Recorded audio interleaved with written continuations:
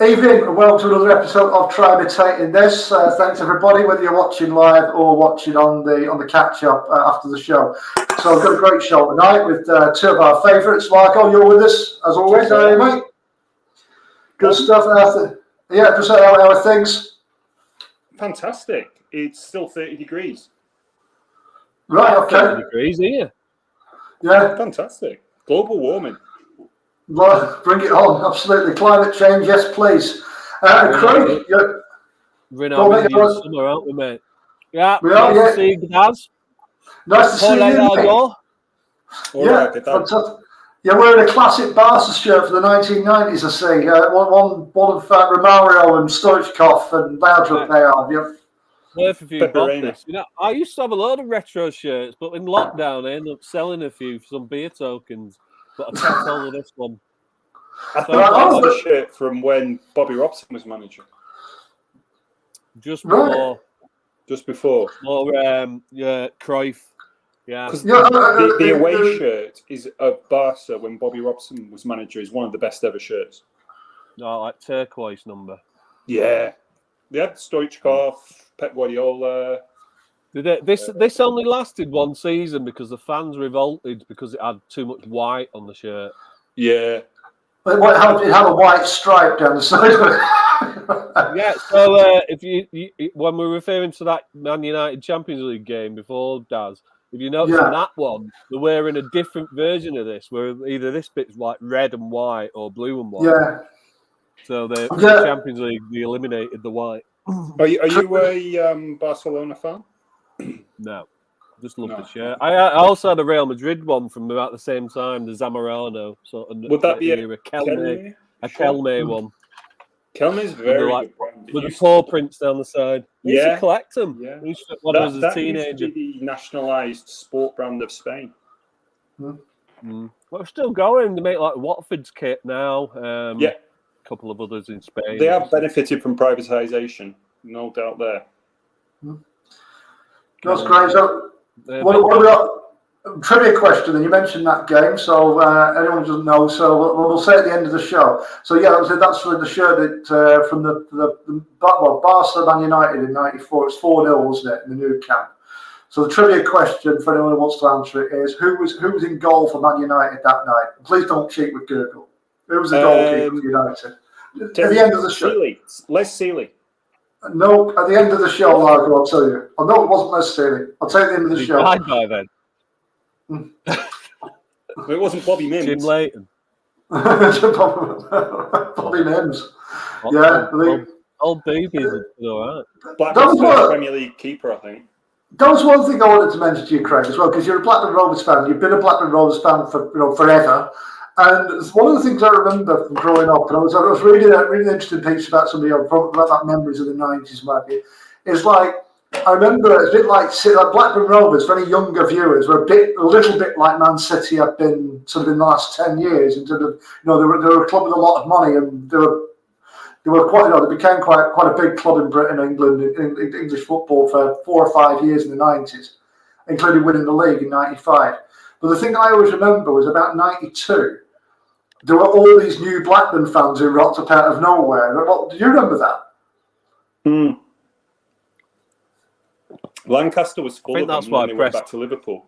That's why Preston don't like us, isn't it? Like it's a one-way rivalry. We're not asked about Preston, but I think if you're from Preston, you had like obviously Rovers fans popping up in Preston, didn't you? Well, used to run free buses to places like Lancaster and Preston to get fans in. Yeah, they did, yeah. Because you could, Champions League night rolls out and Ewood Park was empty. So when we dropped out of the Premier League, obviously those fans, they just want to see Premier League football, didn't they? That's all that happens. It happens with all the provincial town clubs like us, Huddersfield, even like Cardiff City, just want to see Premier League football. So they'll just rock up to watch that if they're from like fairly local.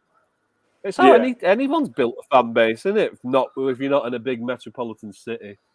Burnley have a bit of a fan base because they've got a good catchment area from like Bradford and it's for Halifax. Bradford? Like that. Isn't Bradford a long way from Burnley? No, Burnley's bang Burnley's bang on like the Lancashire-Yorkshire border, isn't it? Or parts of it are. For some reason, there's always been a shitload of Burnley fans in Lancaster. I mean, well, Lancaster's just a mix of everything, isn't it? I mean, the population's tiny, anyway, isn't it? Lancaster, I suppose. It's like the same size as Preston, I guess. Ceremonial capital of my county. I've never actually... I have been to Lancaster Uni for a couple of nights out, but I've never actually been to the city centre. It's not bad, Lancaster. Nice pubs. Poor man's York, though, isn't it? No, but it's never... Probably. We might have won the war, but we lost the cities. Yeah, Lancaster and York, famous battle indeed. Just to get the other thing about Lancaster, they've never had a football team that's taken off, have you? They've never had a Lancaster City, Giant Axe. Yeah, but they're in front of like 500 people. I'm getting that. It's never kind of. Probably you're more, on a match day, you're more likely to see Morecambe shirts in Lancaster than Lancaster City shirts. Like, there's a significant population of Morecambe fans in Lancaster. Yeah, I looked into this. I was trying to create a team on FIFA, and I was like, "What cities don't have like a football team?" And I looked at Lancaster. This population catchment's not big enough, is it? They've already got enough teams around them. Yeah, they wear blue and white. Pardon? Yeah, the blue shirts, blue shirt. Blue and white, the Dolly Blues, yeah. Yeah. Dolly Blues. I remember there's a giant axe in it. You just said that. Yeah. Got a castle. Looking great name. Great name for a stadium, isn't it? The Giant Axe. Yeah. It's the prison. The castle is actually a prison. What still? It was where it's famous because it's where the Birmingham Six were first housed. Was it? Yeah. Right. Yeah, it's loads of famous criminals in there. Lock all these riots. Well, that's what's happened in the new. Well, that's what I'm going to say. Craig, you sent me a great story there earlier, and obviously there's some very strange things happening with these rioters. The sentences they're being given. I'm thinking to myself, we've just let a lot of. Well, if they fucking nick my room, the 9-year one, if they were getting 9 years. Huh? Yeah, the 9-year one too. The kid deserved it. Tried to touch like a full hotel and like kill everyone inside, including the staff. They were like locked in a panic room, apparently. He sounds unhinged. He sounds like he belongs in a mental hospital, not a prison, to be fair. More like attempted murder, innit? There's like pictures of him with it. He was out there with his face covered up in a police baton. Like, so he's turned up for full on, hasn't he? For the rope. Mind you, it wasn't him who started the fire in the bin. He just added more fuel. Well, this is all it is. If they were out that night and they were rioting, fuck them. With a police baton. Yeah, they were. Look, Darren, they're not going to be, curing cancer or solving the national debt. Fuck them. Scumbags, yeah. Fucking bang them up. Stick him in a cell with Paul Sykes or one of his sons. Give him something to protest Paul about. Sykes is rotting corpse. No, Paul Sykes. Isn't Paul Sykes' son inside for murder? I think that's what you were getting at, Mark. Is it one of his sons inside for murder? Yes. Yeah, stick him in a cell with Paul Sykes and give him something to protest about. I suppose he don't. Yeah, but let's be honest, Darren. Are any of them on hunger strike? Are any of them doing a dirty protest? No, they're not that arse. They just want you to dick around. Well, you play stupid games, you win stupid prizes. Fuck them. I think the whole point of the strong sentences was to end the riots, and that worked, didn't it? Well, to be fair, but there's a bit of me that finds some sympathy with what you're saying. When you take part in the riot, you do so at your own risk, right? And for all those, what I thought. I said it from the get-go. I think there was a mix of real people who got caught up in it and were pissed up or being stupid or whatever. And I think there were kind of planted troublemakers in there as well to exacerbate and inflame it. I do think that. No, I think the main people who were there were knobheads. Absolutely. I'm sure there were knobheads in there as well, but I think there were people put in to egg them on. I do think that, because that's been going on for a long time with demonstrators, writers, and things like that, and things like the environmental Darren, movement. if you're not there, you can't. If people aren't there, they can't get in Yeah. trouble for it, can they? I agree with you. Look, and if you took the bait and you turned up to cause trouble, you're an idiot, right? And in that sense, you're right. Sympathy's limited, right? I mean, right? You go on YouTube and watch like videos of Romania 1989, the overthrow of Ceausescu. They're not there with a fucking can of Madry in their hand, going "fucking Ceausescu." It's surprising how many of these lads who weren't it were like, "Oh, I was on cocaine, I was on this, I was on that," quite a few of them had just stumbled out of like the local dive pub, haven't they, as well? Yeah, and just got caught up in it, which you can expect, fair enough. But that's sort of it. They're all knobheads. It wasn't. I don't think. There were people that said, right, we're going here, weren't there? So there were agent provocateurs on that level, but not a big number. No, it's easy to be the Pied Piper for bellends, isn't it? Absolutely. Like your fucking tank man at Tiananmen Square with a Madry in his hand. full of white Ven men. Well, yeah. So, I mean, look, the idiots who got involved, however they got involved. Look, people who chose to be there. I get your point. That it's hard to feel sorry for them. I just find it a bit weird that we've let a lot of people out of prison not so distant past, claiming that the prisons are full. But this is where, Craig, you sent me a story about a plan. Well, there's been an offer, hasn't there? Uh-huh. There's been an offer. Estonia has offered to take British convicts. Have you seen this? Estonia has offered to take British convicts for a price. Apparently, Estonian prisons are well built but empty, so they've got space. You should snatch their hand off. I don't know why that is. The Estonians well behaved, or just. I think got Scotland. They beat Scotland 3-2 in 1998. No, Scotland beat them 3-2. 1998. Yeah, Mark Poom was Estonian, money, the Derby goalkeeper. Was that when? Yeah. Mark Poom was there, yeah, and Andreas Olper, the guy who's played the Bundesliga. Yeah, Scotland got a very dubious penalty, and they were very lucky Darren Jackson wasn't sent off. Was that the same qualification campaign that there was only one team in Tallinn? When in the other game, so it's 3-2 at Hampden, wasn't it? Was that Faroe Islands they played then? No, it was a game. I'm sure it was an Estonia-Scotland game where only Scotland turned up. I thought it was the Faroes. Yeah, it is. Because the fans were singing "There's only one team in Tallinn," and Scotland wanted to get the game awarded to them 3-0, but they said no, replay it, and it was a draw. It was 0-0, wasn't it? It is. Did Scotland not get the points because they actually kicked off for some street? They kicked. I think McCoy's kicked the ball. McCoy's kicked the ball to Jury, and then the referee blew his whistle, and they went back in. And they have to kick off to otherwise it couldn't be abandoned. Yeah, and then Scotland were petitioning UEFA and saying, "Well, we turned up to the game. We want the points for that game. We want a 3-0 win given to us." And and they said, "No, you're going to play it." And it turned out to be a 0-0 draw, and they did play it. God. Oh, I didn't realise they had to replay it. I thought they just got the point. Yeah, well, they should have done. So, we were told. Yeah, so I've got a bit of a problem with this Estonia thing, to be honest, because I don't know what the rules are in Estonian prisons. How they vary from ours? Well, there must be subtle differences. Got a Russian. And also, I'm fine with it as long as it's done in a way, and as long as they only send rioters and it's done in a way that will upset GB News the most, or GB News viewers. Well, you mean gatekeeper broadcasting news, right? Because people that watch GB News, they're just fucking scum. Oh, come on. Well, I do. I can't care with that. That's not filth.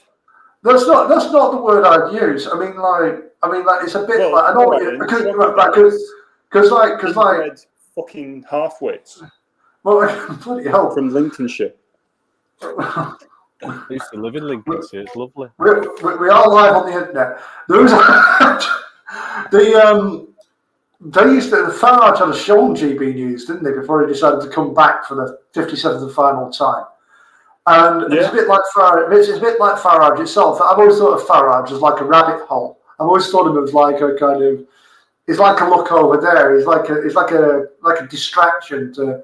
And the people who fall for that kind of thing are the people who go and tune into GB News and swallow it whole, you know. And so there's all sorts of things to be angry about. There's all sorts of things to be frustrated about. But like the phony alt right, you know, that GB News and people like Farage represent, you know, I'd certainly say they are they're like useful idiots. That's a term I'd use for them. I mean, they get mad at the wrong stuff. Well, they don't know why they're mad. They're just mad. Yeah, can't pinpoint it. It's not. I mean, GB News shouldn't be called GB News because it's just opinion TV. It's a continuation of like the Daily Mail / News of the World. It's full of, you know, just people voicing these far-fetched opinions it's clickbait, isn't it?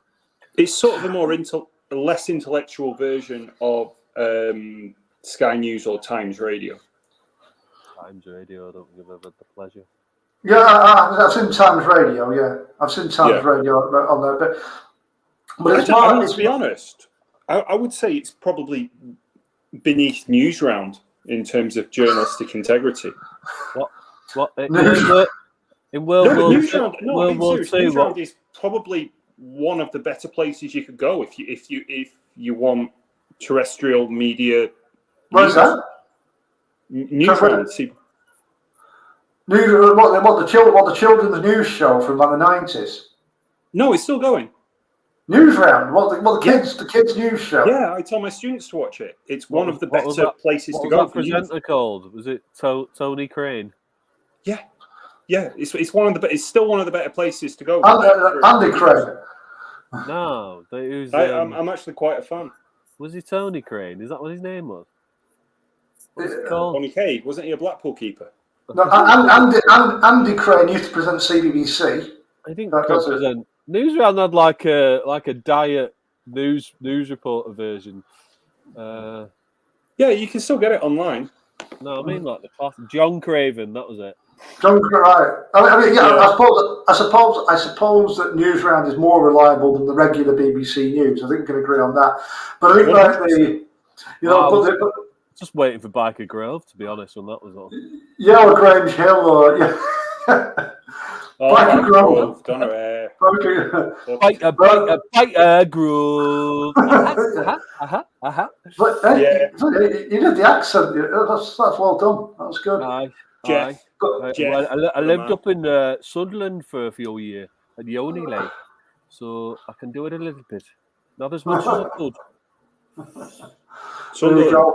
I'm more of I can do the Irish accent quite well now, you know. And I've always been able to do Scottish because I watched Trainspotting about 3 million times when I was a wee lad, like. All right, nice gag, Reds. That's about it. Must be my Gaelic blood. Yeah, that'll always make me smile, Craig. That American tourist who goes, "Can I use your bathroom?" It's in the book that as well. My dad was from a place called Motherwell. Yeah, that's the name. That's in Glasgow, isn't it? Near Glasgow. Yeah, Glasgow. He was like, my dad. He was kind of like Begbie, but a bit nicer. Well, that's not terribly difficult to be nicer than Begbie. Begbie's like a bit of a psycho, isn't he? Motherwell's rough, isn't it? I mean, Cash Converters has been like the sponsor for years, hasn't it? Yeah. They have Motorola for a bit. Yeah, this is, yeah. On one of the stands, it like a Cash Converters, like massive writing. Yeah. They got They've got 4 branches in Motherwell, haven't they? Yeah, but Billy Davis was the manager of they were the first team Billy Davis managed as well. Yeah. They had, what was that player? Tommy Coyne, who was really influential. He was a really good player. He was the guy that got subbed for John Ulrich for World Cup. Fair-haired striker. Yeah, he played for Motherwell. But to be honest, like when he played for Motherwell were probably like considerably better than Celtic. Celtic had this player called Andy Payton. Celtic with Dyer, weren't they? And he's from Blackburn. He was from out Blackburn way, Burnley, Padiham. That was it, Padiham. What Tommy Coyle was? No, Andy Payton. Andy Payton was a Burnley hero, Burnley legend, wasn't he? As well? His nickname was the Padiham Predator. Yeah. Yeah, but he was rubbish. Yeah, he was. Well, for Celtic, he was. Was it when Celtic? Was it when Celtic was signing? It was signing anyone who ever played for Stoke as well. Yeah, they were signing like Stoke, like people that were shit for Stoke and stuff. Played for Huddersfield and Barnsley. The best story about Andy Payton is when he was still at like the end of his career, and he'd been drink driving. He'd had an accident, abandoned his car in a country lane, and he was found in his ex-wife, hiding by the police in his ex-wife's wardrobe. So it was obviously like the police knew it was his car, so they got to like labour around trying to track him down. Knew it was him, and he was like leathered, naked in his ex-wife's wardrobe. I feel bad for saying he was rubbish now because he sounds like the kind of person I'd like. He scored a lot of goals for Burnley, but you don't go to Burnley and say he was rubbish.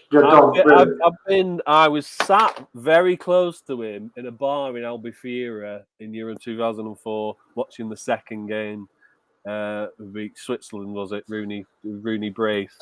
Him and a load of vermin mates he had with him. They all had like Burnley Stone Island tattoos, you know. Oh God, right. Do you know who I used to... He was a twat. He got them to a point, didn't he? But, Craig, you'll probably disagree. But do you know how I'd love to interview Darren? Go on. Kurt Nogan. The stories about that man. Impressed me. The stories about that man. Yeah, that's probably the best way to put it. Absolute legend. Apparently he was on the involved in the setup at Longridge Town.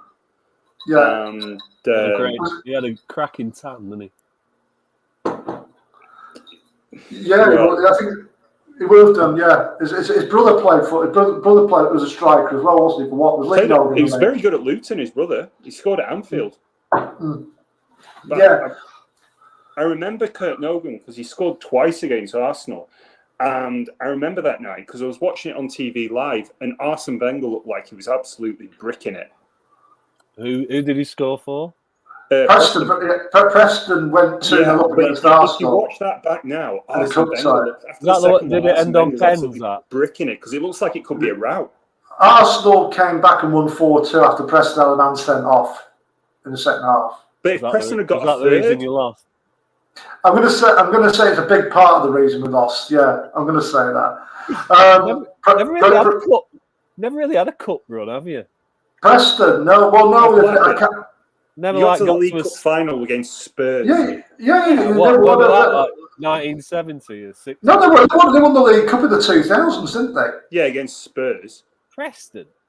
No, Blackburn did. I mean. Oh, yeah, we won the League Cup. Yeah. So Preston, I don't think Preston have reached a quarter-finals of anything since. They got about 3 or 4 seasons in the Premier League out of Brad Friedel. That's what I mean. You haven't you never. Even like Burnley had a League Cup semi-final against Spurs once. Like they almost beat them and got to the final, didn't they? Preston have notoriously do nothing in cups. So I was thinking but Darren, 93-94. If Preston had got past Kidderminster, how far would they have gone? Well, they'd have been in the 5th round against West Ham at home on the plastic. Exactly. So you don't know. It would have been on the plastic, and that was a big leveler. It was a big leveler. Did you still have that in 93-94? Last season that Preston had the plastic, yeah. Yeah. As it was. I used to go to Deepdale regularly because our reserves used to play there, didn't they? So like 94, 95, 95, 96, 96, 97. So probably season after, until we switched somewhere else, our reserves played at Deepdale in midweek. We just used to go. Oh, what on the main pitch? Yeah. But it was grass. Yeah. So when it was grass, I get it. I get that. There's I get that loads when of it, places. yeah, I get that when it was plastic because like they used to rent it out to, one man and his dog for money. Yeah. Well, it was grass. Our reserves played at Deepdale. You were like 4th division, man, then, weren't you? No. Yeah. No, we would have been 96. We were in the 4th tier in 95, 96. Oh, maybe, yeah. We sat in in the old main stand. Yeah, that was open. Only the diehards were there. It's got loads of team sheets from it still. Yeah, but they've got team sheets instead of programs. Yeah. Right, they built the finish stand at the end of that season when Preston went up from the 4th tier. So that was the last time they were down there in '96. It's probably from the income from our reserve expedition. Yeah, well, that was probably the best team that played at Deepdale at the time. Blackburn Reserves. You not remember when we played in that 2-legged League Cup? I do. Yeah, you won about 7-0 on one. We lost 1-0 we lost on the away game. Roy Hodgson was a manager then, so that was. It was 6-0 to Blackburn at Ewood. Yeah. That was. I remember people bunking off school 98, wasn't it? It was 90. It would have been. I think it would have. It was. Might have been 97, 98. Thinking about it. Yeah. I remember people bunking off school to go to it and people went in to Blackburn at like dinner time. Preston fans were like going into Blackburn at dinner time to go to the pubs and things and have a Royal Rumble. Bit of a dust up. A Royal Rumble. Well, they were going to call an elbow type with the Millhill mob. Right. Blackburn Youth. What is Preston's firm called? They haven't got one, have they? They used to have one called the Spotty Dogs. No, actually, I'm a friend through a club, a British Legion club, with somebody who is friends with somebody who is or was, and they've released books about it. They were called Preston Parasoccer. Right. What? Like, isn't it like Deepdale Casuals or something? No, it's called Preston Parasoccer because at the time it was formed, it was formed around the time of like the Falklands War and stuff. So I always liked the Blackpool one, Seaside Mafia. Right. Seaside Mafia. That sounds a bit. Ours is a bit shit. It's a bit right wing. He just sounds like a schoolboy team, or is obviously affiliated to Hitler Youth. It's just Blackburn. Was it Youth. Suicide Squad? Blackburn Youth. Yeah. The Dingles, isn't it? I was in a bar in Manchester about 15 years ago, and there was this guy who was collecting money for charity, or so he said. I don't know if he was or he wasn't. And he was talking, and he also wasn't from Manchester. And I asked him where he was from, and he told me he was a member of the Suicide Squad. Mm-hmm. And Suicide Squad's Burnley, and he'd gone to America, and he'd gone to jail in America for accidentally killing someone. Yeah, so I wasn't named on the internet. So. It was a real thing, but it's one of those things that's I think it's had its day, hasn't it? The hooliganism thing. I presume it still goes. It's back, man. They're all like 13, 14 now. They're like it's the lost children from lockdown. They've been set back a few years. They came out of the cage when lockdown ended and just like causing havoc everywhere. Remember when I was a teenager in Lancaster train station in the toilets for years and years and years? There was a sticker from I forget what team it was, and it just went FYC, Fine Young Casuals. I thought, what an outstanding name for a hooligan group, the Fine Young Casuals. You can only imagine how Fine Young Cannibals. I'm sure that was inspired. I'm sure that was inspired by a band from the 80s. It was like the Fine Young Cannibals, who were a lovely band, absolutely brilliant. But I thought, what a great name. Who are the FYC? I wonder. I don't know. It was just a sticker for years before they modernised the toilets. I'm talking like in the 90s when Oldham Athletic. in Lancaster train station were. It's Oldham. Oh, right. And they've done that. To Carlisle or something. You know what? When Rovers went down to League One, which I loved, that one season there, it helped that we went straight back up. But yeah, when we played Oldham at home, it kicked off, so it would have been the fine young casuals. Oh God. Yeah. Because they were like, the policing was like, you go down. I mean, you'll know yourself. You've been in League One loads of times. Spent most of your life there. No. There's not much. You're probably going down there again. I know. There's not much policing, is there? With stewarding, they just don't spend the money on it, do they? So no. Well, there's a big drop off in money between the Champions League. We felt like we were like Man United going into away games because we weren't. Loads of grounds that like people haven't been to, and that's what attracts Rovers fans. Like, another one to tick off, the 92. So we'd sell out everywhere, but we were. Yeah. We were fucking. I mean, you weren't City. We almost got 100 points. As well. Didn't even win the league. Runners up with like 96 points. All right, was that right? Who won it? Was that when Wolves were in it as well? Wigan won it. As soon as we got promoted with 3 games to go, and then he just played like reserves against Charlton away, and we lost 1-0. Right. Well, you've done the job, haven't you? You've just got to get out of that league. I'll tell you, it's hard enough to get out of. Like you said, we had a few goals and failed. Yeah, I remember listening to him losing to Rotherham on the radio. Got promoted. Got promoted. Doncaster was on the pitch. Great. Yeah. I'll tell you what. Spilled on at the end. I'll tell you one thing about Graham Weston. I'll give him credit for one thing. He did very nearly get us out of League One. In the wrong fucking direction, like, but he nearly got us out of League One. I was actually there on his final ever match in a twist of. You were at Yeovil. You were at Yeovil, weren't you? When it all went into meltdown in the second half. I was at uni, and I thought, I'll go. Oh, actually, Yeovil's not far away because I went to Exeter Uni, and Yeovil's not far away. So I thought, I'll just get the train there. And it happened to be because I circled it before the season came out. As soon as the pictures came out, I circled it. I thought, I'll go to Yeovil, but it just turned out it was a Tuesday night in the middle of February. It was snowing. It was fucking freezing. There was about 120 people there from Preston, and the only people that had turned up were people that wanted to scream abuse at Graham Wesley. Oh, and what else would you want to do on a Tuesday night in Yeovil? I remember thinking, December, when we played them, I think we won 1-0. Either I think we were winning 1-0, but we lost 3-1. Preston were winning 1-0 at half time, weren't they? And Wesley was keeping his job at half time. Chris Beardsley? It might have been. I know we had a guy called Max Amer playing it on loan because West had about 6 loan players. He said he didn't like using. Yeah, he said he didn't like loan. He said he didn't like loaning players, and then he went and loaned about 6 at once.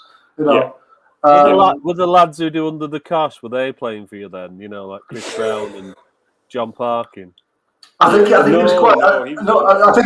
was quite keen to move them on. Anyone who was on like good money was gone by then. I mean, John Parkin on his day though could be really good. The beast, the great crack on that podcast. To be honest, the thing I was struck with John Parkin though is John Parkin. Imagine if he'd taken football seriously. If he'd actually been committed to the sport. Yeah, if he'd actually been. I think he did, didn't he? But he never didn't not try. He was just but he wasn't. He was just a big lad. He was a centre back. No. He looked a big lad if he didn't take it seriously. I don't think he could. I don't think he could be slim. He wouldn't be the player. He wouldn't be a footballer if he'd been slim because that was his strength. But the thing with Parkin was though, he was fucked after about half an hour as well. You could tell. Darren, did me and you go to a match where he scored in the last minute against Birmingham? Birmingham. The only as well. I remember the game that I went to against Birmingham was the playoff game. I think it's the only.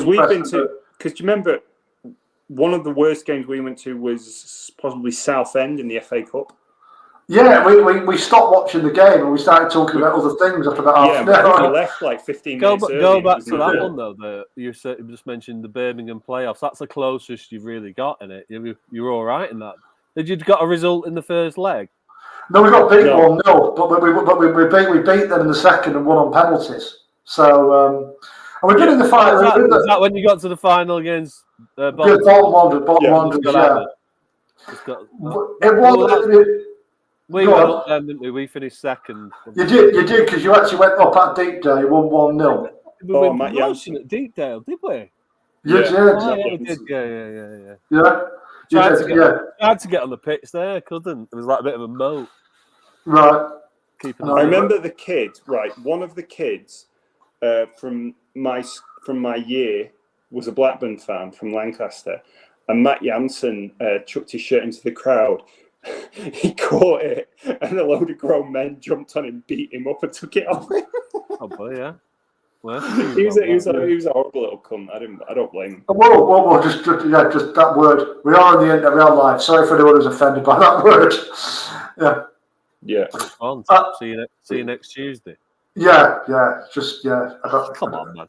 You know what? It's one of the only swear words that's actually comes from Latin, doesn't it? Because it does come from cunning. For cunning linguists. That's what I meant. Right. Okay. Right. Latin.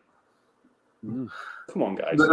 Good swear. Whereas fuck, no one. I mean, there's loads of wives' tales about. That's like a rubbish American one. American English is so inferior. I don't know. I think fuck could be. It sounds German, doesn't it? Fuck. Well, there was that Uwe Fuchs, wasn't there, who played for Millwall, and there was that legendary German striker, Stefan Kuntz at Euro '96. Well, I've started. I've chosen Hamburger SV Val as my German team because I got really into watching the Bundesliga. They're in Bundesliga 2 at the minute. Is it good? I drew a team out, and Stefan Kuntz is like the sporting director there. Is it right? That's a real footballer, by the way. In case good Nick. Yeah, he's like the CEO type figure there for the sports side. Yeah. He scored the equaliser for Germany in the England game, didn't he? Yeah. He did. Yeah. So I was like Hansa. Hansa Rostock. Yeah. It's just shithole. Apparently, they got relegated. They're in the what is it? It's like Liga. Bundesliga. No, but then you've got the Oberliga. Yeah, that's the fourth tier. They've got it's Bundesliga 1, Bundesliga 2, then Free Liga, which is like the third division, but it's not affiliated to the Bundesliga, brand. But that's pretty newly established. Then under there, it goes regional to the Oberligas. Yeah, right. The Oberliga was the Bundesliga in the old East Germany, I think. No, it was called. It could have been Oberliga. It could have been called that. I don't know. I can't remember. There's a different federation, wasn't it? It just got won by Dynamo Berlin every season. I've always wanted to go and watch them. It was ever so slightly crooked. I don't think you like, and they're quite right wing still. I think the Stasi club. Really? At the start, you may be thinking of Dynamo Dresden, who kept their name. No, they got like a black bear on the badge. Dynamo Berlin. Yeah, Berlin. They did, yeah. But that was the badge that they used to when they tried to rebrand to get rid of the classic D. The Dynamo. So the bear was a short-lived thing. They've got the classic D back now. Okay.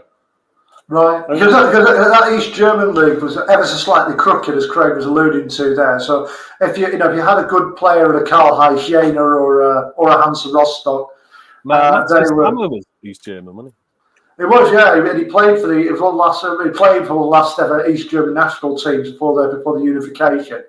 And really? But if you were a good player in the old East German league, it might have been called the Oberliga. Thinking about it, but in that league, you've got to transfer. Yeah, if you play for one of the other rival teams, apart from Dresden, who seem to hang on to their players, but all the players at other teams got a transfer to Dynamo Berlin in the summer, didn't they? They were just, you didn't get a say in the matter either. You were just playing for them. Yeah, you went to play for Dynamo Berlin. Yeah. Excellent. Because Union, who are now the most successful of the old East German teams, the most successful East German team at the minute, it's Leipzig, isn't it? But Union Berlin, they were shy in East Germany. They have a lot of fans, though. Yeah, they do. Yeah. Well, I mean, they're from the biggest city and one of the biggest cities in Europe. So, and there's only 2 clubs, professional ones, that play there. So. Really? Yeah, It's less than Madrid. Berlin. But when the sport in East Germany had a kind of slightly dodgy tinge to it, full stop, didn't it? Because they were also pumping their female swimmers and things full of all sorts. They were doing all those medals at the Olympics. They had a whole kind of. East Germany beat West Germany at the World Cup set in West Germany, didn't they, in '74? Really? Yeah, they did. They did. They did. It was hailed as a great communist victory as well. It was the DDR Oberliga. Yeah, you're right. Darren, did you say Craig was a Labour councillor, or is that somebody else? No, that's next week's guest, Marty. Marty. If that's the case, I feel bad for not asking any political questions, but. No, but Marty might not want you to. It's okay. It's okay. Well, it depends on what he wants to be interviewed. But Marty also organises music festivals as well. But yeah, okay. So that's we have great guests on, and we've got one with us right now. So we do. So let's have him back. So so we were talking about East Germany had this whole. As I said, there's a documentary about the East German doping program and the things they were doing. And there was this unfortunate thing where you all these East German women in the 20s and 30s who, they kind of have more facial hair than any of us. They were rather masculine looking. I think we're on dodgy ground now, Darren. No, this is a fact. This has been admitted because it's stuff it's part of the Soviet doping program, isn't it? Of course it is. Hey, I'll tell you what. I've actually been to Moldova and Romania, and how to put this? I would trade Moldovan women for British women 7 days a week. Now we are on rocky ground. Go on. Well, we're an ugly race, the British, aren't we? Of course we are. Actually, no. You imagine the medieval times, just a lot of toothless You're a very handsome man, Craig, but that doesn't extend to everybody. The British women are neither use nor ornament, I'm afraid. Unless you get a nice English rose, like. Yeah, but put it this way: when I was at Exeter, they're beyond reach. You're not the Cornish women, or the Devonshire women. You know, many. They're all from Exeter. They're all from South London. East. Yeah. Friend of mine's on the lookout for that. She's actually from the southwest. As it happened. I said, "Should we put an appeal out?" For anybody. To be fair, no. This is a weird thing. The actual people around Exeter and Cornwall around there, they haven't got a lot of money. They're kind of like the similar to people in the northwest. Poor city, isn't it? Yeah. It's not the richest of regions, is it? To be fair, no, not at all. Not at all. People go on about the north-south divide. Like, go to the southwest. You've got really poor people like Plymouth, Exeter, all of them. The Cornwall, Torquay, the English River area is full of poverty. Yeah. Relative poverty, we should say. It's not. Well, they are people who are from there, isn't it? It's because the money comes in from holiday homes and the people who just use it as a second home. Yeah, they own all the property. Right. So Exeter, most of Exeter University student base all comes from sort of the home counties. Yeah, pretty much. And they pump money you into imagine Exeter. it. You imagine it's affluent because they've got like a rugby team, haven't they? So anywhere that's got a professional rugby union team, you'd think, it must be posh. Yeah. It's not the case, is it? Yeah, no, yeah. That's why got an airport. Very good at cricket as well. Are they? Yeah, you've got what they call Somerset. Do they? Well, Do Exeter get involved with Somerset? Well, Somerset not further up. Somerset's a bit further up. Taunton. Taunton. Right, but that's a bit further up, isn't it? It's not far from Exeter. Well, I think that's just like Lancashire incorporates like Cheshire, doesn't it? There's no Cheshire cricket. Well, Lancashire team. Cricket Club used to play in Liverpool. Yeah. Well, It's one of the second ground. Blackpool as well, and Blackpool. Manchester. They played up in Cumbria recently. Yeah, because Cumbria is minor counties, as is Devon. And Cheshire, by the way. Cheshire, yeah. You got your minor counties, but your minor counties actually has a very big following. What does it? Well, it has a following. Yeah. A lot of it's a mix of it. A lot of it's a mix of club players and people who didn't quite make it at first class counties. Yeah. Who play minor counties. Yeah. For example, say you get you which I've been to see, Devon Cricket Club. There's people from South Africa, West Indies, India, Australia playing on that team. So it's not. They're not all. There's more chance of a game being on, isn't there? Pardon? There's more chance of a game being on. The weather's slightly better. Yeah. So it's not all just people from the area. Although the wettest county in England is Cornwall. It rains more there than anywhere else in England. Yeah. See, I lived in Cardiff for like 4.5 years, and you would think like Manchester or Glasgow would be the rainiest cities in the UK. It's not. Cardiff is. It comes in from the west, doesn't it? Westerly winds. Yeah. I have to say, I absolutely love the West Country. It's down all the time in Cardiff. It's either like windy and wet. Well, don't get me wrong. Cardiff's cool though. A few degrees warmer than up north. You could notice it. Like I'd travel there within 4 hours at the similar time of day. It's not even traveling up from the morning and getting there in the afternoon. It'd be cold, much colder. It'd seem up here because a few degrees does make a difference, doesn't it? Cardiff's cool though. I like Cardiff. It's all right. Just won't say too much. They don't like the English much. Is that a thing in Wales? It can be in parts of Scotland. That's a thing in Cornwall as well. It's a thing in the Cornish are like a bit like the Cumbrians, the people in the lakes. They rely on tourism, but they hate tourists. So aren't they? No, I can't sympathise with that. That's the same in Spain.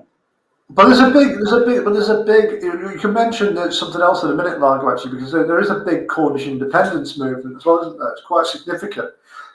There's there is a. I forgot what's the name. There is a political party in Cornwall which wants.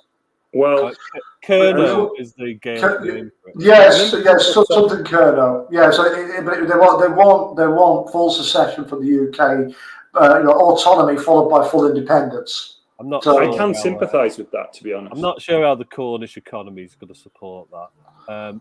Even less so than the Welsh economy. Like Wales couldn't be independent because what are they relying on? At least Scotland have got North Sea oil reserves until they run out.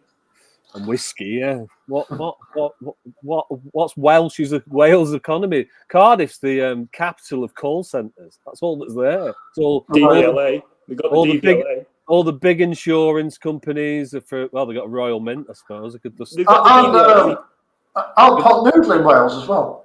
They could just, I think, It's all the big insurance companies, banks, and stuff. They all have massive call centre HQs in Cardiff and around that area. Do you drive? Yeah. Well, there you go. DVLA. Yeah, that's Swansea, isn't it? Yeah.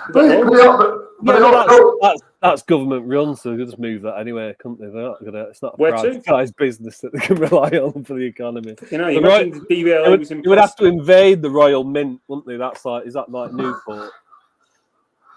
Yeah, but that's it's always an interesting conversation about any group of people because you're showing me that there's a northern independence movement that's I'm all for it. When Scotland were after voting independent, I was like, bloody hell, I'd rather be with them. Can we not join them with them? Like further down. I felt closer to Scottish people than I do like Cockneys. You know what I mean? Absolutely. But where do you draw the line? Where do you draw? And plus, what's the point of drawing more lines when really, we should be abolishing lines? These Well, invisible I agree lines with drawn you. on maps. I agree with you, but how the hell do we get away from Westminster? That's the problem. Well, there are obvious lines needed between completely different people, aren't there? You know, you couldn't have a world without countries, as John Lennon famously sort of dreamed Well, of. look at us tonight. away 2 from knob-enders Westminster? and a Rovers fan. You know, we're talking nicely. Yeah, but we have some common ground, don't we? You know, I was born in Preston. You know. there you go. There you go. It shows you're a good guy. You know. I wasn't. I can't remember living there though. I only lived there till about 1. I was made in Blackburn apparently, in the back of a van. Right. Oh God. Right. Born in Preston. It reminds me of that old Lancaster, but remember that old joke. Remember that old joke about when the Beckhams they christened the kid Brooklyn after where it was conceived, and that took up well, sorry. Was he transgender? It could be. And then people from Chorley started doing it. So you had kids with names like Phone Box and Woolworth's Doorway and back of a van. Right? Brindstone would have been more sense. Right. Yeah. Brooklyn, Brindstone, you got me. I know. You imagine calling a kid Wally, like, you know. There was one other quick thing I want to mention because Craig, you're also an absolute championship manager, kind of legend as well, and a connoisseur. I have a question about Championship Manager. If you could be kind enough to indulge me. Which version? 97, 98. Oh yeah, so it's one of the 2 classics. I played it for far too long on a PC. It was literally a CD. I just played it endlessly for hours on end. No internet connection, just playing Championship Manager. My bum would go numb and I'd still be playing it. No, but you would, wouldn't you, back in the day? That's it. I sacked off half my college lectures just to continue my champ man's career. You know, when I had a free period, I'd nip home and get a couple of hours of champion. And then absolutely. I'm not going back. And carry on. That's it. I remember SummerSlam, just playing it until SummerSlam started. Then SummerSlam finished, and I went back to playing it. Bearing in mind, SummerSlam started at like 3 a.m. What on SummerSlam? What on telly? Wrestling. So there's a SummerSlam wrestling was on Sky or something. Yeah. Right, and so you played Championship Manager all day. Anyway, why? Apart from the one that was at Wembley, it looked like freezing, like Winter Slam, wasn't it? Yeah, 92. Why? Had an odd colour. Had an odd hue to it. Anyway, go on, go back to Championship. Why were some players on Championship Manager so much better than they were in real life? But then some players, notable examples, for example, Gordon Drury, completely rubbish on Championship Manager. But then you would get somebody like, say, what was I saying to you, Darren? Was it Mark Wright, who played for Preston, who was just an absolute machine? Well, there have always been Championship Manager legends, haven't there, Craig? Who just, and game, isn't it? Yeah. I actually Googled him the other night. His career ended when he was 19. It was like finding your own little gems, your own legends, rather than the signing names. I mean, that still goes on now with FIFA and stuff. They try and predict the future, and the modern football managers where they have these, future wonder kids. Some of them they get right, don't get me wrong, but others are just, Maurice Edu. Absolute dog. Freddie Adu, you mean? Freddie Adu. Sorry, yeah. He was really good. He was really good on one of the, probably on Champ Manager 4, Football Manager 2005, one of the early ones. Yeah. It was a good signing. 04, he was tipped to be the next Maradona. Yeah, it was going to be it was going to be him and not Messi, wasn't it? Yeah. I mean, and then they realised he was just like, when they were playing junior level, high school level, it was just the fact that he was 6 foot odd and, had pubes, and the rest of them were little sprogs, weren't they? And he was also playing in America, so the talent pool he's playing in 2004. Yeah. So he was that kid who physically matured quicker than the others, basically. Yeah. Right. Yeah. well, Right. genetically matured because he was Nigerian descent, wasn't he? He was still playing football a couple of years ago when like in like the He had a American stint in the college SPL leagues. with He had a Rangers. bit of a career. Yeah. Remember that? Was it Sonny something? He was like a kid with a massive hair. He was at Ajax. He was on the news round in like the 90s. Sonny Oh Pike. yeah, Sonny Pike. He was on fantasy football, wasn't he? He made a cameo appearance on fantasy football. No. Yeah, it's on. It's on there. It's on YouTube somewhere if you want to check it out. There's been a few of them, haven't there, Wonder Kids? Yeah, of course there has. But the beauty with when it got to like Champman 0102, the database is just full of gems. It's like, there's players in the Polish 4th division that can be as good as the best players on the game. And that's there's thousands of players you can choose from. So the combinations are endless. That's what was so good about the game, and that they don't really exist in the modern ones. They are 97-98 was beautiful. It was. It is. Yeah. 0102 is the best one. 0102. What I loved about 0102 is the fact that you could sort of play around with the tactics and the whip wobs and things like that. And I don't think that's cheating at all because it's like if you can. Every it's a game. on the game has Wibwob. Exactly. Whether you choose to edit it yourself or not. Yeah, and there were certain things you could do which would edit it. We could edit it in certain ways. But you had to have the personnel to back it up as well. If you had crap players and you play, particularly the way I would set my team up. If I had crap players, I'd get exposed. You couldn't set up So you had to have the players to back it up. And you've got to have the right team chemistry as well. It all comes into it, man. Honestly, best treatment for mental health for me was playing Champ Manager. Absolutely. It was great, and you could do little things like like overachieve, relative to what you should do on the game, but not ridiculously so. It was still difficult enough. You had to know what you were doing. If I'm having a bad week now, I go back to it. I'm like, right, fire Champy up. Yeah. Do you still play 0102 now? Yeah. Played it a few weeks ago. Last time is when England got knocked out of the Euros, which we won't mention too much. Well, not knocked out, we lost in the final, didn't we? I played it. I picked it up again then to just get over the misery. Yeah, try being in Spain watching that. It was cathartic. Right, was that a good celebration for you over in Spain then? Who were you celebrating? Who were you supporting in the Euros, Mark? I can ask. I wanted England to win. Did you? Right, okay, because you've got a bit of Scottish in you as well, so. Yeah, no, I wanted England to win. I wanted to see it. I mean, I'm not particularly. I would prefer if there was a UK team. You mean? Well, it's only the others that aren't. Yeah, I'd like to see it. Oh, up for it, are they? I mean, they can do it in every other sport. I suppose because none of them are getting the side. Well, it was a bit brutal, isn't it? Yeah, but maybe after the quota system that we had to have someone. I just think it'd be interesting, but then football's a different sport. They don't do tours on the basis that they do in rugby and cricket.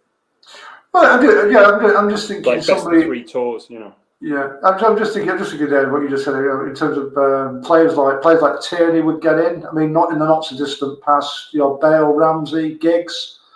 Tierney don't even get in the Scotland team. That Robert got 2 left backs. That's Scotland's problem, isn't it? Right. Okay. Andrew Robinson. I remember when. But would Robertson get in ahead of Shaw if they were both fit? Yeah, I'd say so. To be honest, don't you remember, Darren? You were probably the same as me in the 1994 World Cup when England weren't in it. You were back in Ireland, weren't you? Well, a lot of English people were. Yeah, so a lot of English people were cheering for Ireland. I remember cheering because I was sort of like Jack Charlton, like John Ulrich. All the players were English anyway. We had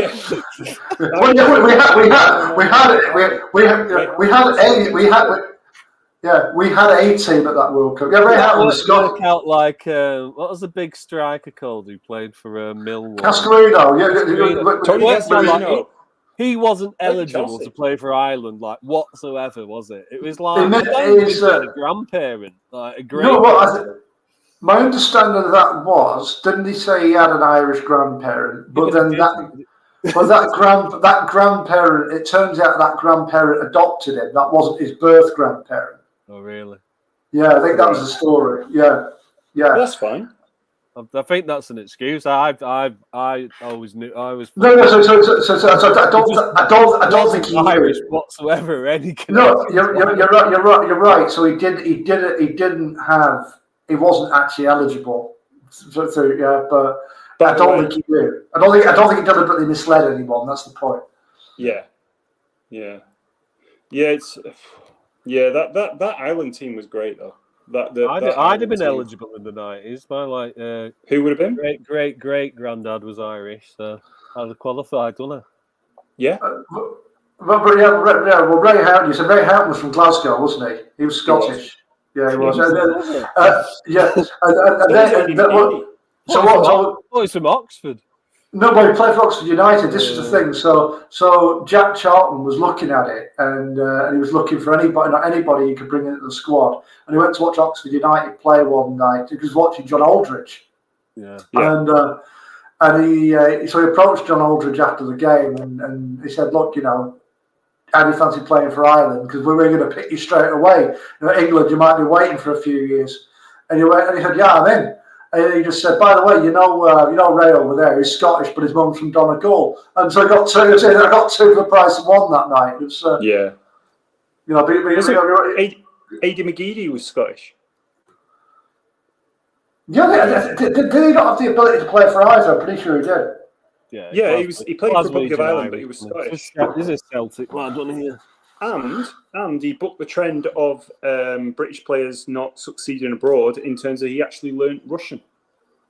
Right, but it always helps. He's very, very good in Russian.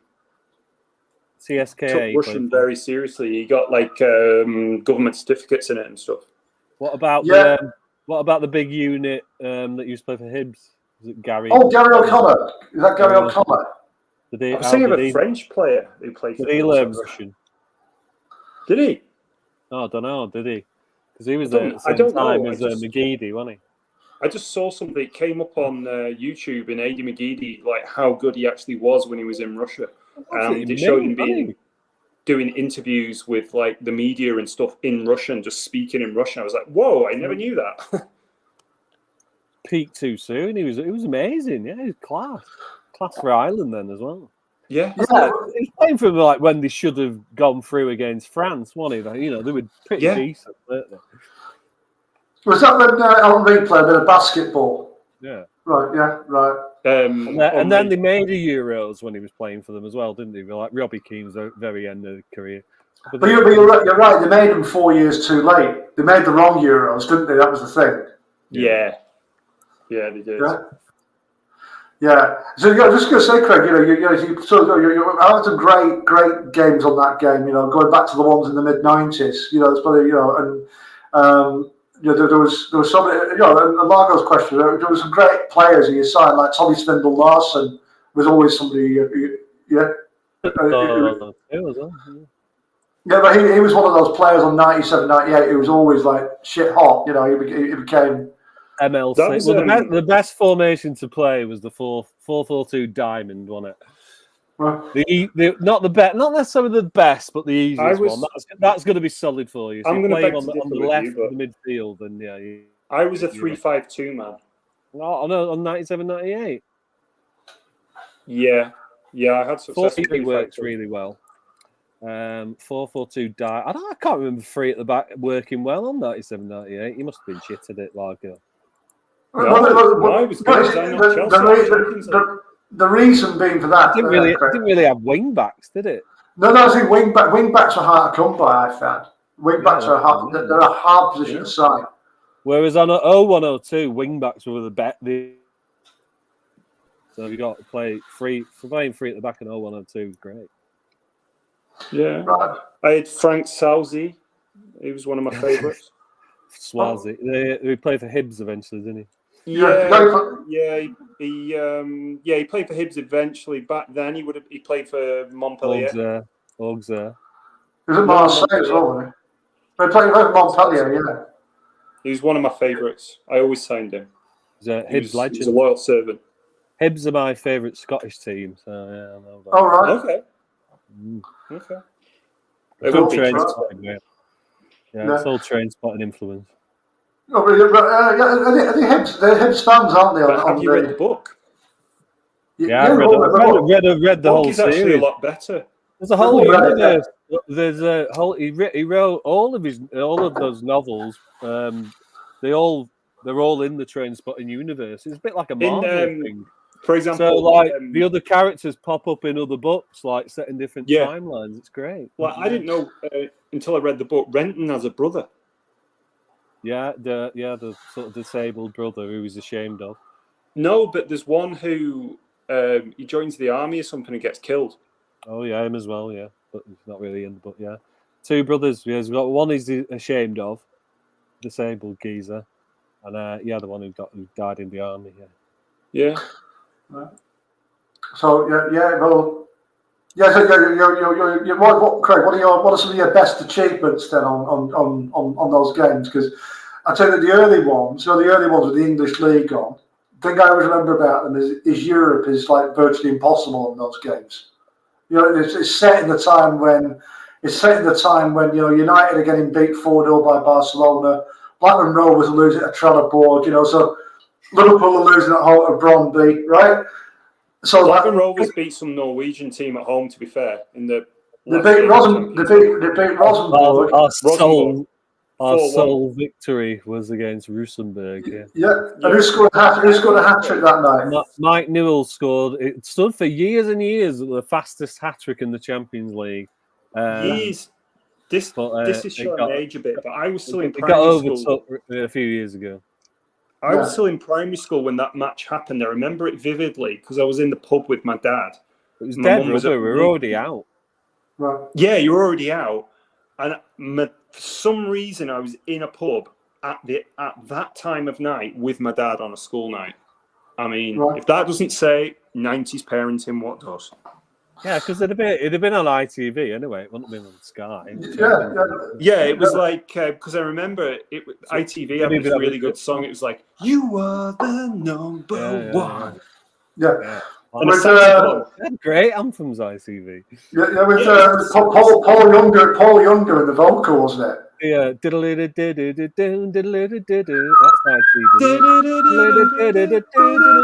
Brought to you by Sega. No, that's Sega. I was just talking. It was also the big match thing. I was just talking about what we were talking about. The match was. I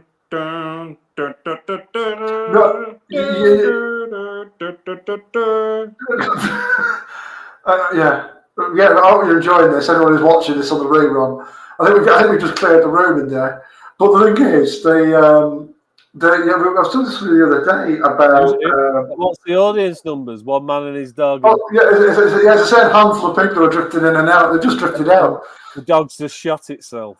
Yeah, and there was a guy last week who said about his son was wrestling at a local working men's club or something at 2:00 on a Saturday afternoon. I said that's all very kind of ITV world of sport in the 80s. I said, is it fun? A mate of mine, his son does it and all. Yeah, it's really big thing. Yeah. Darren, we'll have to get him on. Yeah, mate. I don't know the lad. I know his dad. Yeah, right. So I don't. Yeah, so we'll have to get a wrestler on the show at some point. Yeah, we're big. Well, I mean, I'm a big wrestler. Packed out. Kids like certain kids who not avert to a bit of fake violence and blood because they're hitting each other with ladders and stuff. They're getting like the table. Ladders. The thing with wrestling is people don't realise this. That the bumps are real. I know the outcome of the matches are predetermined, but the bumps and a lot of the injuries are real. You've also got to understand that the younger wrestlers have to do this thing called, in quotation marks, paying the dues, where essentially means like an older wrestler will sometimes just beat them up in the ring. Is that your thing, Largo, wrestling? I have many things. But that's one 90s wrestling. Oh, 90s. Now you're talking, man. 90s wrestling. When I started high school, I had like a Legion of Doom pencil case. Remember that? But I think The magic Legion are doing good, but I prefer the magic Demolition. wore off when I actually realised, a bit like Santa Claus, it wasn't real, you know. Well, I'm gonna. I used to come back from football, and I would nag my dad to drive quickly because there would be this thing called WCW on ITV. Yeah. Sid Vicious was in that, wasn't he? Yeah, and it. Sometimes I'd be like, "What was the Lex? Was it Lex Luthor or something?" Lex Luthor. A lot of the more successful ones went over to the WWF, didn't they? You remember I had a couple of their figures, but their limbs didn't move. They were just like solid, hard rubber. Those were WCW figures. Yeah. Yeah. I had Sid Vicious and Lex Luthor or whatever. He had like a David Bowie face paint, didn't he? Like a star. Oh, that's Sting. Is that Sting you're on about? Sting. Right, he was the main man then, wasn't he? It was to get me an Arn Anderson WCW figure that was just solid plastic from Fleetwood Freeport. But every figure came with a belt, so I used to have loads of them belts. Yeah, I remember when I had some Bret Hart glasses from I don't know where. And I lied to someone at primary school and said Bret Hart gave them to me. I used to get the magazine, the monthly WWF magazine. It was American, and in the middle it had like the catalogue of all the things you could buy. And I was like, obviously we couldn't get them. We couldn't get them because it was America and American mail order only. But oh god, shopping list and all that stuff would have been massive. Problem for me was big foam fingers, all the inflatables, and like, you could buy the belts and like the Legion of Doom, bloody shoulder pads. Yeah, Bret Hart glasses, massive. I always wanted them. They'd have done. Where did you get them from? Got them from Toys R Us in Lancaster. Really? They sold them there. They went that mainstream. God, I wish. And then I lied and said Bret Hart gave them to me. I like the Heartbreakers. But the problem for me was I used to like the Rockers as well. So, and I carried on following Shawn Michaels. I liked him when he was even when he was a heel. That's the thing. Is like you don't think that sometimes like that's when you get older. Turned out to be a Rovers fan as well. You don't remember that famous little YouTube? No, Shawn Michaels.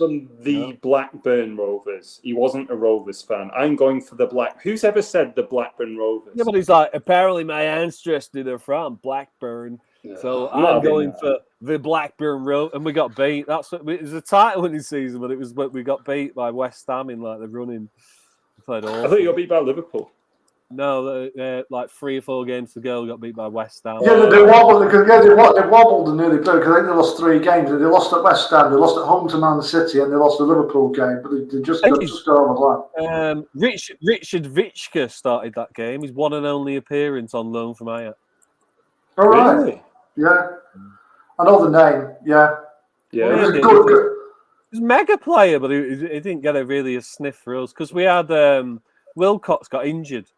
So then, we were playing like Jeff Kenner at left wing, like Lasso at left back, and Jeff Kenner left wing, and it just obviously wasn't working. That's why it was going to shit because it was all reliant on Ripley and Wilcox on the wings, wasn't it? And Stuart Shearer in the middle. Yeah, right. Somebody went to uni with him. He's a big lawyer. Stuart Ripley, PFA's main legal man. Yeah. He studied French with one of my friends at uni. And he did law, didn't he? So he's now a proper. No, he did. I thought he did French because I know somebody studied French with him. Might have done French as well, but he did. He studied to be a lawyer post career, and he's now like the PFA's main legal man. Really? Yeah. Fair play. A similar interesting one, a connections of both clubs, is Tommy Spur. He trained to be a teacher, didn't he? And he's now a teacher. Really? Teaches at St. Augustine's in Billington near Worley. Yeah. All right. Fair play. No, you can be a teacher in the UK. You can do anything because I loved Tommy Spur.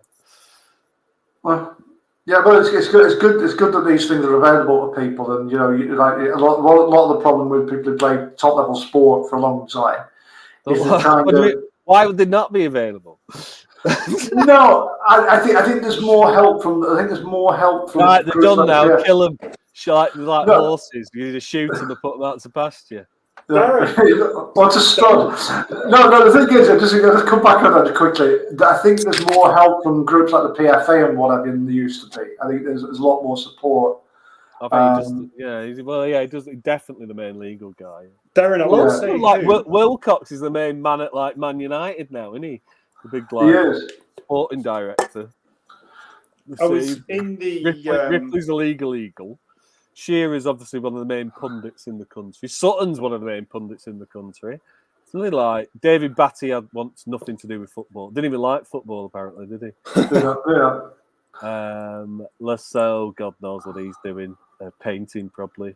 Colin Hendry's turned into a bit of a bad man, didn't he? But, he's a bit more reformed now. Tim Sherwood, shit manager, wasn't he? But he pops up every now and again still on Sky, doesn't he? Darren, do you remember the player who played through when Preston beat Blackpool in the FA Cup?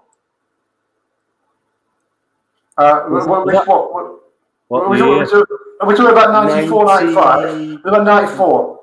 94, was it 95 when they beat? The one it was on 94 when it was on Monday night. It was on Sky. Yeah, it was one of the last games John Beck won as well. Well, the player who played through. Can't remember. Mike Conroy scored the goal. The guy Neil Treble punted the ball 60 yards. That's it. Right. Somebody told Classic me. John Beck tactics. Somebody told me Neil Treble's working for MI5 or something. Well, if you're working for MI5, you're not meant to tell anyone. Yeah, you wouldn't know, would you? Yeah. But like they told me, like he's basically like James Bond or something now. Like you never see him. I don't know if that's bollocks, isn't it? It could be. Lee Ashcroft, where's he? What's he doing? Yeah, do you like his shirt? Wickham. No, that's Gareth Ainsworth. But Lee Ashcroft was managing a team though. Was he involved with like one of those non-league teams? He was. Was he involved with Kendall or someone like that? He's good on 97, 98, isn't he, Lee Ashcroft? He is, yeah. But I always end up selling him because there's lots of bids for him. I need the money. No. So, was Neil Treble in the SAS or something? He was in the army. I know he was in the military before he came to Preston. Yeah, and he was like a lot of Beck's players. They were super fit and they tried hard and they put a lot of effort in. But quite a few, there were a few of them kicking about around then. Like Neil Wally was another one. Did he get you promoted, John Beck? No, we lost the playoff final at Wickham in '94. And then Martin O'Neill manager Wickham. That was O'Neill's team. Yeah, who just got out of the conference the year before, and Preston lost the playoff final. Miguel de Souza. No, they had Simon Garner playing for them, ex-Rovers legend. Garner might even scored one of the goals, but Preston scored at Wembley. Preston were 1-0 and 2-1 up, and then Wickham just came back second half and trounced Preston. That was like the halcyon days of Wembley playoff promotion playoff finals when they were all like 4-3 and 3-2. You're thinking of Reading and Bolton. Yeah. Leicester Swindon was another. Oh, Leicester Swindon. Yeah. Greasy doing the commentary. Green, yeah, bloody hell, yeah. Jimmy Green's doing the commentary, and does no one know that this man is babbling up absolutely incoherent nonsense? But he kept that gig for a few years, didn't he? He was still doing it for Central. He was lovely, though. He was so lovely. Yeah, and my aunt's lovely, but I wouldn't want to commentate on the football. I don't know, mate. Right. You watch, go on YouTube and watch a few of those St. Greavesy things, and they're brilliant. They're so good. I know, football, well good. Fancy football took the piss out of it, but you watch them, they're well sharp, great humour. Really, but do you not think St. Greavesy, even as a kid growing up, it felt a bit dated? It belonged very much to the 1980s. No, I think fancy football. No, I'd rather have them than Badil and Skinner. St. Greaves is far better than that crap that was on Soccer AM, on Sky. Soccer AM. That Tim Lovejoy was a goon. I never liked him. Somebody posted in my lads group recently, some article, Soccer AM, where are they now? And I just replied, dead, hopefully. I'll tell you what, Craig, you'll love this. Have you ever seen the When Saturday Comes review of Tim Lovejoy's autobiography? Yeah, I have. Yeah. Yeah, What's it like? that is one of the funniest things I've ever read. Yeah, Right. and also every word I'm like agreeing with him because that's exactly the view I had on it. It's great. Yeah, Send the Chilago, it'll make it. oh, it was effing brutal, wasn't it? Send It it to was me. so I love When funny. Saturday Comes. Yeah, but it's one of the few things, one of the few magazines By the I way, buy. That I admit I to buying still anyway. contend Still going one now. one of the least funny things I've ever seen on TV was and even at primary school, when I'd have laughed at anything, including Beavis and Butthead, I did not laugh at the Baddiel and Skinner's impression of Jason Lee. No, you got the feeling. I think I'd have been about 13 or 14 at the time, and you got the feeling even then too far. It's not funny. You just got too far. Apology on the Guardian. It's like, oh, it was a different time. We didn't know. I was 10, something like that, and I was like, ooh. No, you're like, that is wrong side of an important line. Like it was the 90s, not the 70s. You know what happened there, Craig? Bear in mind, and I wasn't in Birmingham or Camden or anything like that. I was in Lancaster, and I was watching it. I was like, yeah, that's horrible. Do you know what we're on about? Hmm?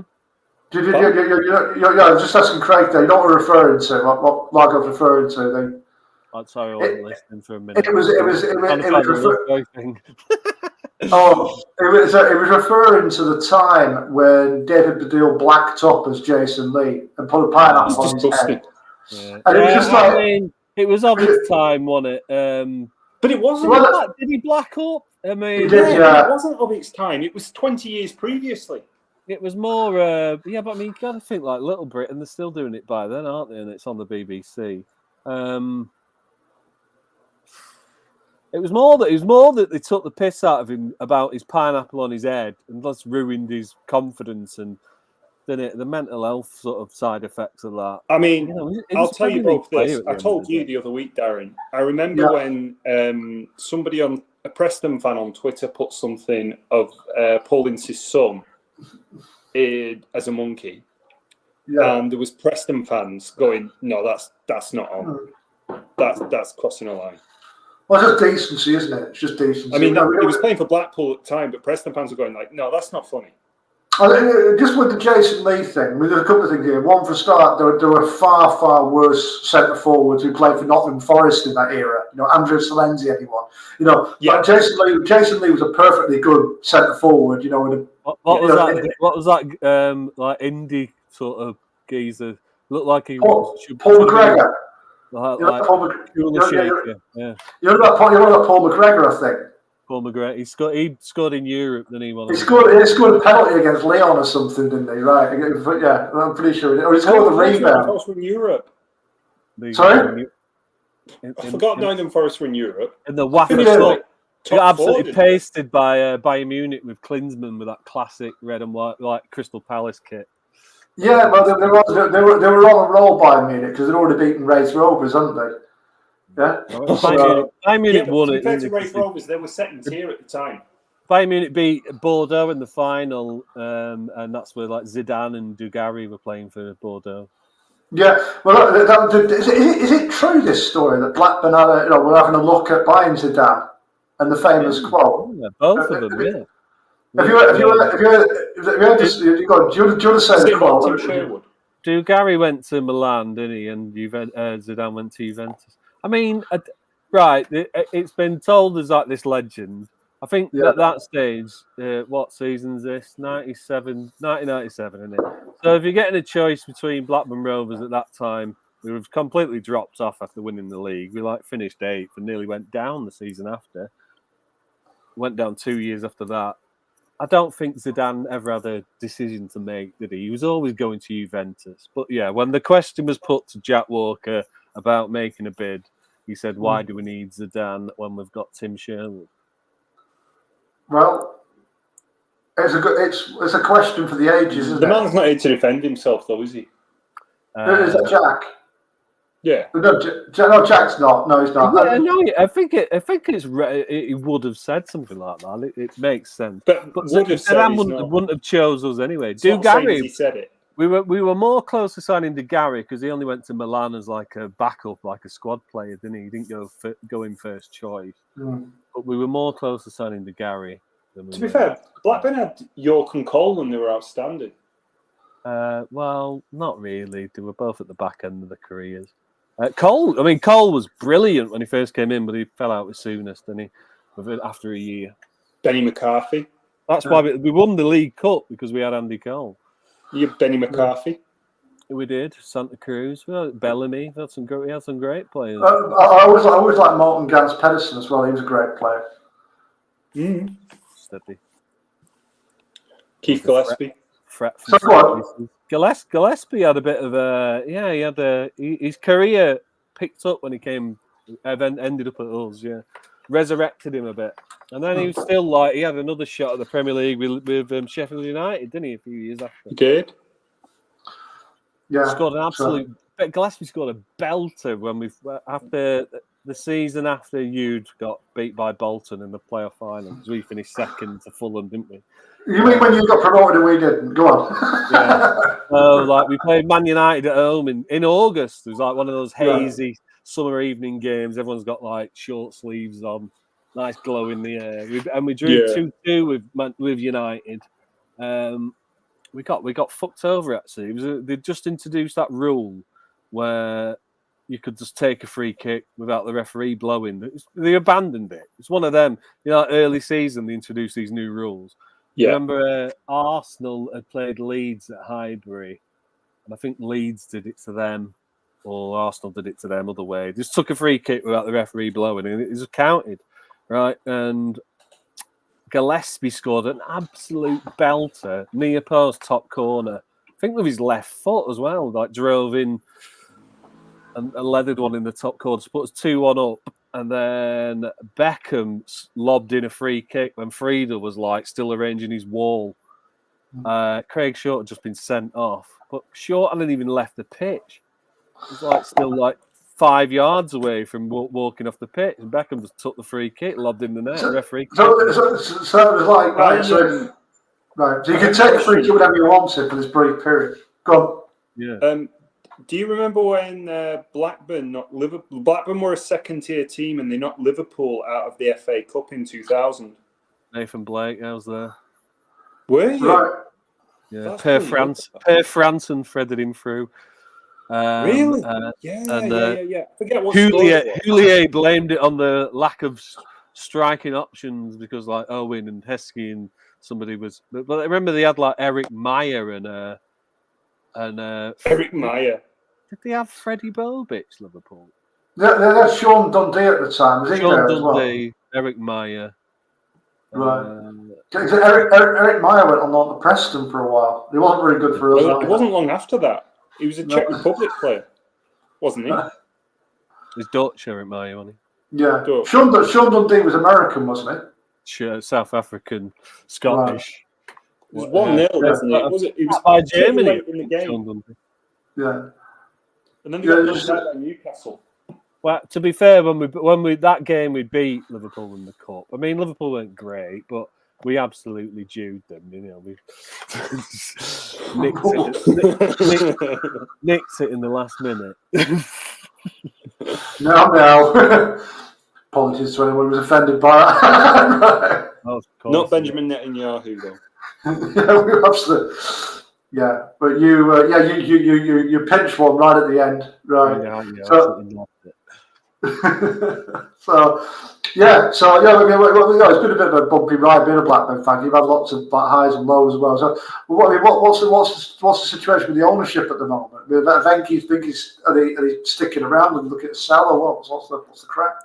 I think they're around. I mean, the keeper's going, don't they? It's just been the wrangle recently with that they've got going on in with their government to do with outside investment, put money outside the country. There's a bit of a wrangle over that. They're still they're multi-billionaires, aren't they? They to the tune of 20 million a year. They keep us alive. I don't Is think. it true they didn't know black relegations existed? They just I think that is very true. Yeah.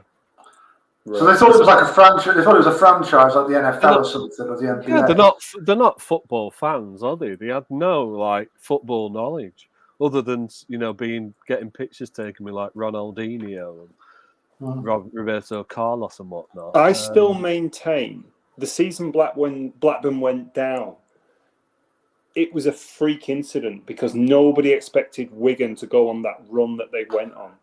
No, we were relegated. We knew we were going down in like. But Wigan March, went on that April. run. The last 6 games was like. I don't think that had mattered. We just tossed it off in like March. And I don't think Steve Keane was that bad. He was. I think the team was bad. Although Lee Kubu was like joint top scorer money that season. Really? Were you Steve Keane out, Brigade? I mean, I don't mean did you want him to go or stay? I mean, were you part? I would never protest. By the end, yeah, he needed to go just because it was a. But I mean, around Christmas time, were you part of that? No, not at all. No, because they were bad. They were toxic. No. Because I'd be more like I quite like how like Man United fans are. They never really turn on the manager, do they? And even when it gets bad.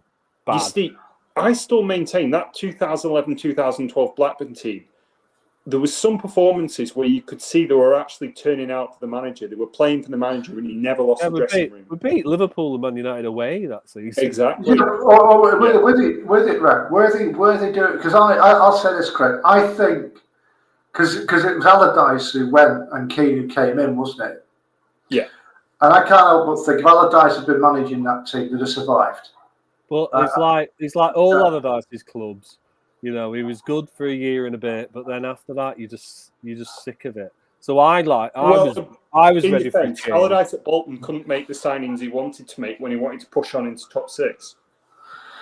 Yes, for sure. But I'm pretty. I don't know about that. They already had an Elka there, didn't they? A very old Elka. Not really. I think he went to Chelsea and won the league after that. Well, no, yeah. It wasn't. That's only about Campo and Yuri Jogo. You got to think like Anelka was 17 when he was at Arsenal, so he was still he was late 20s when he was at Bolton. Yeah, and he was still pretty good. He just, I think he was available for a decent price because he'd been around the block and it's that old champ man thing, isn't it? When you sign an old champ man, he's everywhere. He's unhappy. He's just unhappy within 5 minutes. But I'm happy one. Did you? Yeah. Well, yeah. I think you've got to name. I think you've got to name a standoff and have a statue outside the stadium. I think. I treated him with kid gloves until a certain point, and then I stood up to him, and then he was all right by then. Right. Who was that? It says Nicholas Anelka on champ man. He's like, I don't know. He makes Mariah Carey look low maintenance. He's like. Turan was good on Champman. It's interesting point you make though about that Blackburn team because I do think because a good mate of mine is a Rovers fan. He said he used to go quite a bit when Allardyce was the manager. He said he said pretty much what you just said. We didn't finish mid-table or something. He said, but it was horrible. It was a grind every game. But sometimes it was all right at first when we needed that, but then eventually you're like you come off some games with 1-0, you're like, what the hell have I just watched? It's awful. You could have said that about I remember Preston beating Everton at home on like the opening day. Niko Kalinic scored. It was just long ball punt at one stage of the game. Keepers mishandled it, and Kalinic just put it into an empty net. That was our only attack of the game. It was awful. And we weren't playing Man United at home then. Everton were level anyway. But you're coming off, you were like, but then which is fine, you'll accept results to a certain extent. When you're lost, one of his last games, 2 of the last ones were Bolton away. We equalised 1-1, which we generally did at Bolton away. We always did that. And then they scored from the kickoff to make it 2-1. We were like, well, God. it hasn't worked then, has it? You know, so you were like in delirium, equalising late on. Then you scored from the kickoff. What the hell? Yeah, if you and then we equalise got late on, beat that like should be what. 7-0 by United, you know, and his mates with Ferguson, and you're like, hang on a minute, what's gone on there? He would throw the towel in for certain games, like Arsenal away. Just give up. He'd play like weakened team, 6-0, and you get hammered. You're like, well, fine, but where's the respect for the fans? You know, if you're going to play, the ones who travelled. Defensive, like rigid football, then surely they're the games that it works anyway when you play in the bigger teams instead of just tossing them off. Yeah, I always think as well. You know, if you're going to play a defensive type of football, you can't do it. You can't do it in that kind of wholesale sort of way. You have to have some sort of attacking threat on the break. He was playing Chris Samba up front. So you're just to keep the opposition. You're going to have 2 or 3 players who are prepared to go forward and attack, right? Watching Chris Samba play as our lone striker was like watching somebody who won a competition to play for a professional team for the day.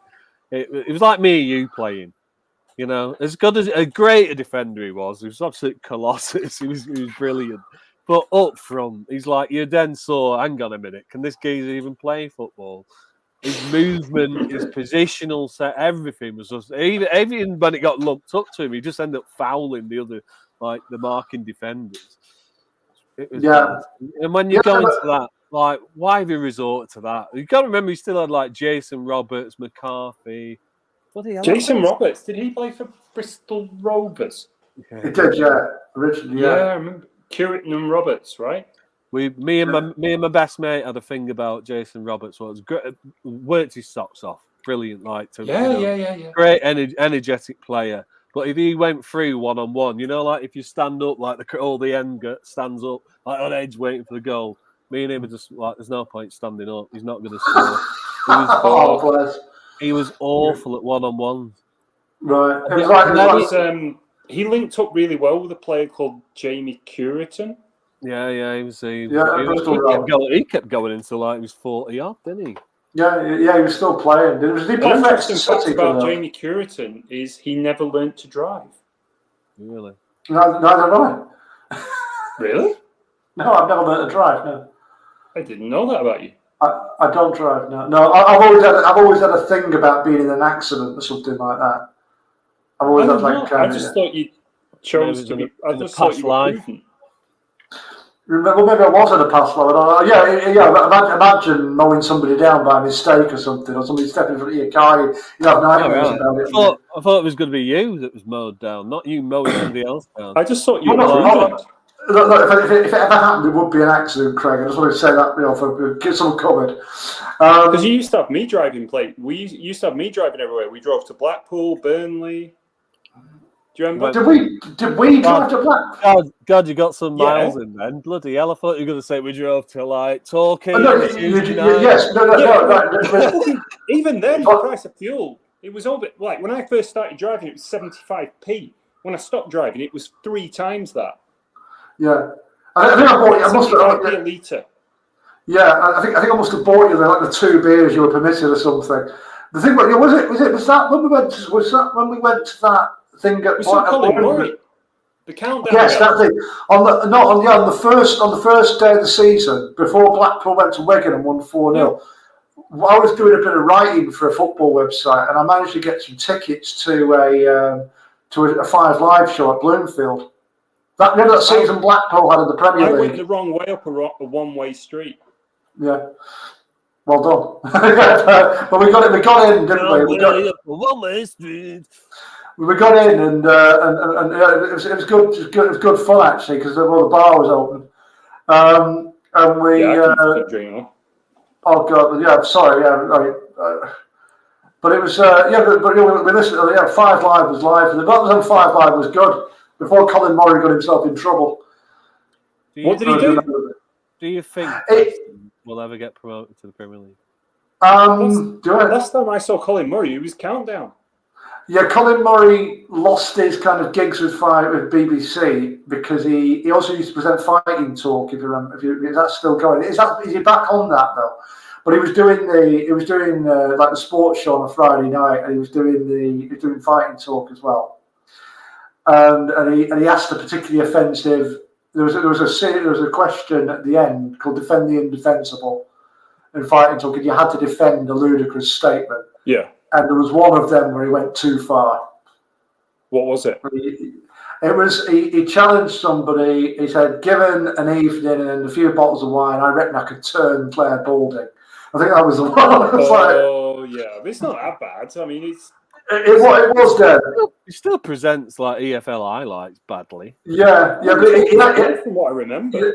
He stopped presenting Fighting Talk for a while. I think he went to Talk Radio for a bit, didn't he, Colin Murray? I remember when I was at Exeter, I had because you talked about East Germany before, and it got me thinking.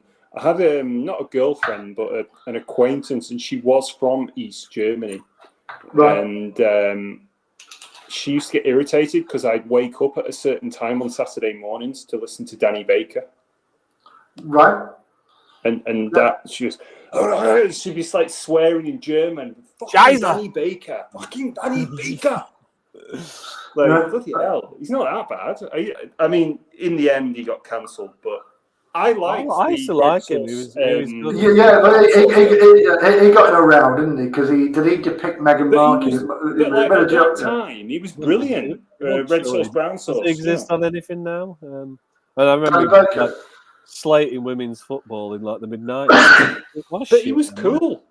Danny Baker was cool. It was funny. It was good. Yeah, he used to do really good videos as well. That football. That was one of the. He started. Danny made his own goals and gaffes. Danny Baker's World of Freak Football. Yeah, it was good. I wouldn't say they were good. They were stocking fillers, weren't they? He just cornered the market for it. Yeah, but I used to like. He used to have the football phone in the first one on 606. I think he was the first presenter of that. Like him and David Mellor, wasn't it? It was one of the two. Well, Mellor took it over after Danny Baker got sacked. I forget what he got sacked for. Isn't that reinstated? In the early 2000s where Peter Kay was everywhere. And I remember thinking, why the fuck's he everywhere? Danny Baker's well funnier. Well, Peter Kay isn't funny, I'd agree with that. But Danny Baker actually was funny. I was like, Danny Baker's a lot funnier than this guy. Millwall fan, money. Yeah, he is. Yeah, he's a Millwall fan. I mean, he can't have been where is he going? No, that's cool. That radio show on a Saturday morning, it was 9 till 11, wasn't it? And I used to love it. I used to love it as well. And there was another one with a sausage sandwich game in it. And he had sauce, yeah. Yes, yeah. And he had an interview with a celebrity, like a famous person at 10 o'clock, I think. And I like Danny Baker's quirkiness as well. He'd do quirky things. It's very, he was a fan of P.G. Woodhouse. Yeah, it was very much his show for sure. But you wouldn't get a Danny Baker now. You wouldn't get somebody like him getting on mainstream radio. And I think as well, it's a bit like what we were talking about in the week. About like fake people skills. When you get people who've got no people skills trying to protect. I told you what happened to me, didn't I? Yeah, for sure. Sacked. Well, I didn't get sacked. It's a bit like when you listen to radio and you get these people trying to be laddish and they're trying too hard. Yeah. They're trying to have the bounce. Yeah. And you've either got Burnley bastards on radio now, isn't he? I've never heard him. Was he Jordan North or something? Was he? Just some toss of radio. DJ. Might be related to that other knobhead. Should have been on No. Like Rock FM, the arseholes used to have on that. You're like, Kev Seed. Like that. Very Americanized. The Rock FM with the fake laddish humour and like it's just it gets so you can see straight, doesn't it? Still now it exists. There's another one like B Radio we have around here. That's full of tosses. Right, Craig. You're glad when the adverts come on, and they should be the thing that puts you off. I got sacked because I refused to do an impression of Keith Lemon going oof. On what? Sacked from what? right, I had a job where I had to. The place is going to be. I'm not going to name the place, but I had to put round things on lorries, right?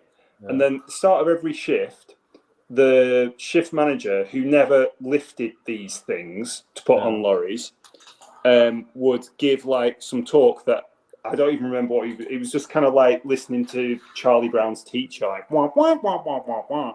And I wasn't listening. I was just out of university. And then around the time there was a film called the Keith Lemon film. And I used to like Bill Selector, but after that it got terrible. Yeah. And he would do this thing where Keith Lemon went, oof, like that or something. And then he would make everybody do it. And I wouldn't do it, or I didn't do it. And I got pulled into HR for it. For not doing a Keith Lemon impression. Not being a team player. Statistically, I was excelling. I got on with everybody, including my supervisor, who was my immediate superior. And I got sacked. Well, they didn't keep me on after 3 months. Now, if you think of that as a football player... Your face didn't fit.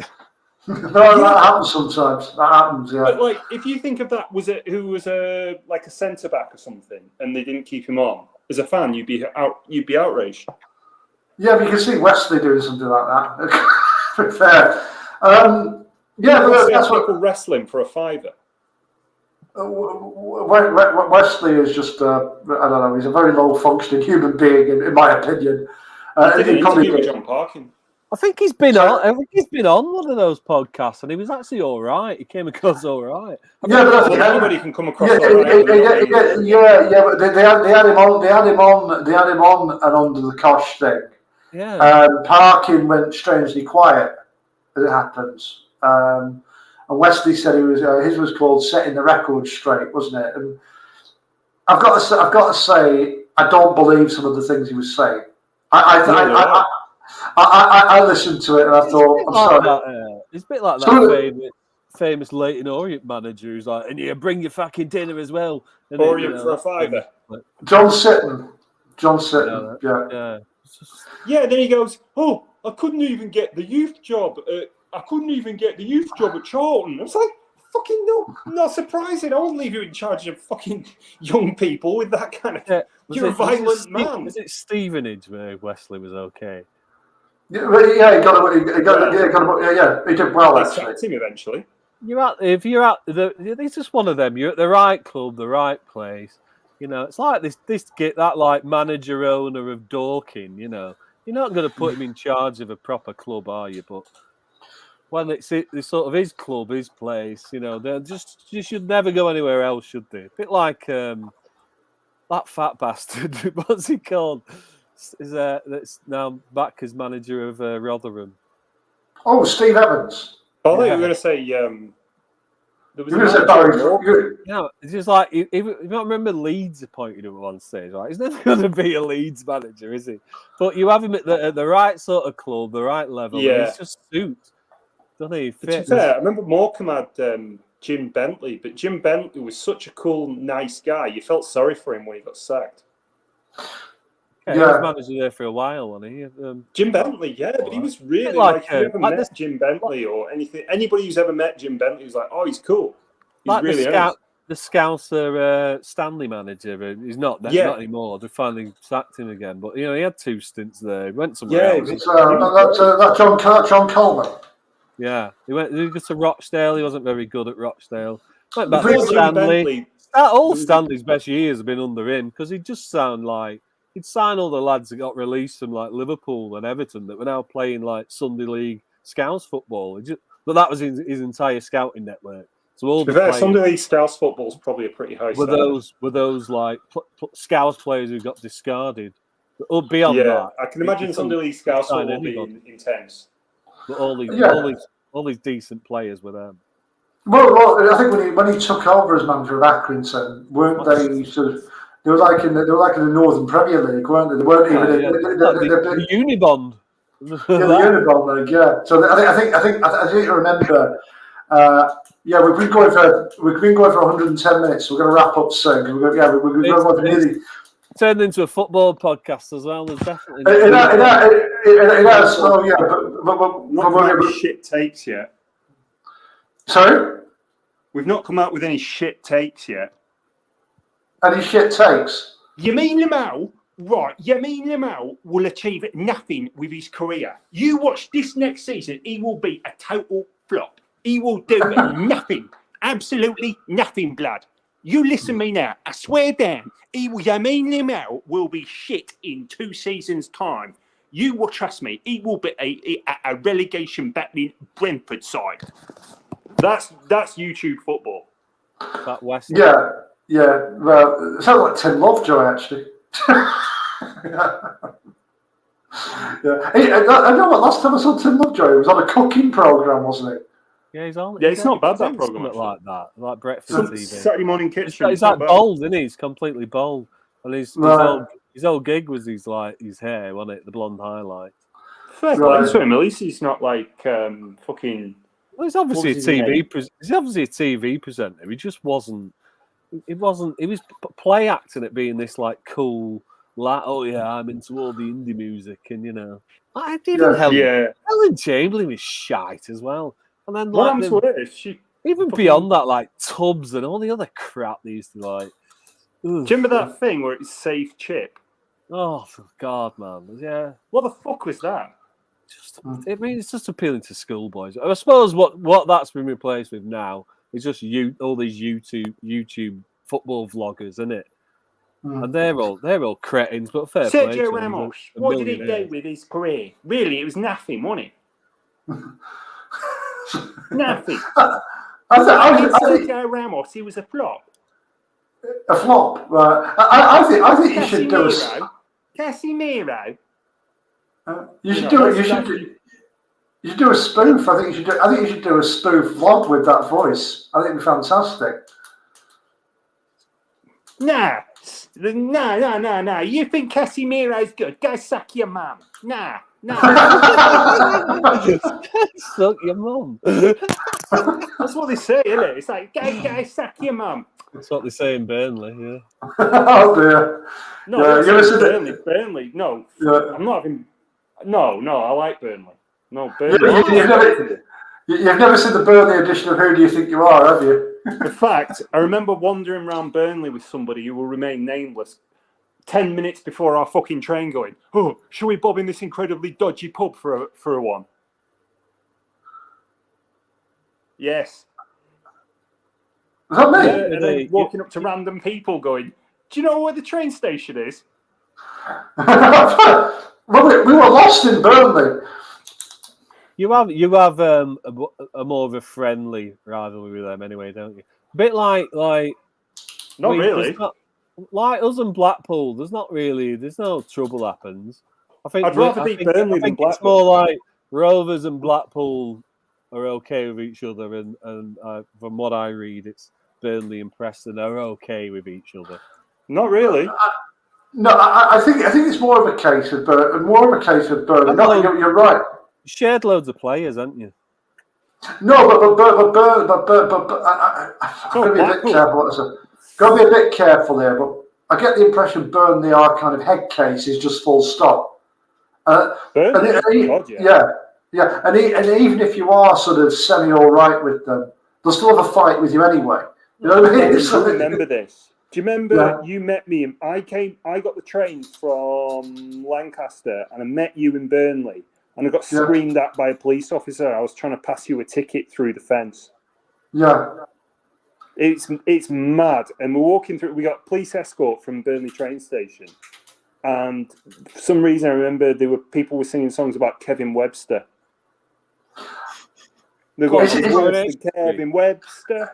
Is this the? Oh, this is the what? This was the song about Oyster is a R-A-P-I-S-T.